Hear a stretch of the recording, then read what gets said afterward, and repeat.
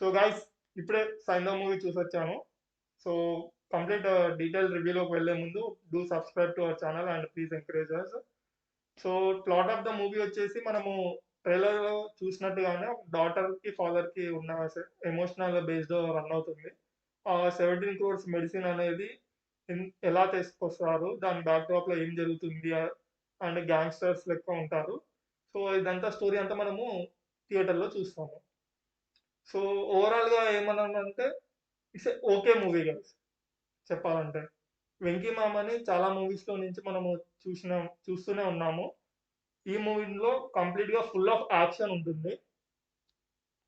Looks పరంగా కానీ, acting పరంగా కానీ 75th మూవీలో వెంకీ మామ జీవించేశారని అయితే చెప్పొచ్చు.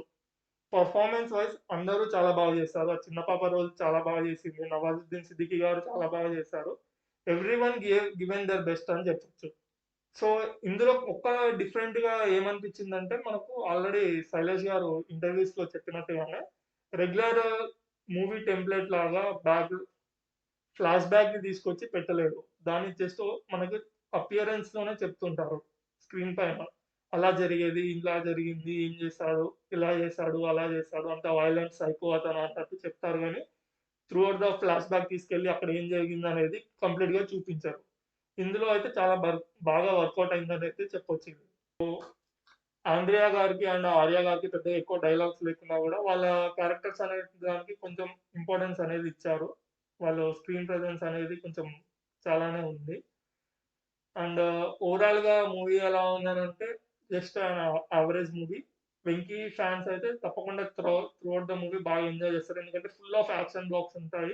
So throughout the movie క్లైమాక్స్‌లోనే చాలా హై మూమెంట్స్ ఉంటుంది. అండ్ డాటర్ సెంటిమెంట్ చాలా బాగా వర్కౌట్ అవుతుందక్కడ. వెంకీ మామ అయితే జీవించేసాడని చెప్పొచ్చు తన క్యారెక్టర్‌లో. అండ్ ఓవరాల్ ద మూవీలో కొంచెం ఫ్యూ సాంగ్స్ అనేవి అంత బాగా అనిపించలేదు నాకైతే. సో ఓవరాల్‌గా రేటింగ్ వచ్చేసి ఔట్ ఆఫ్ 5 2.5 అయితే ఇయ్యొచ్చు మూవీకి.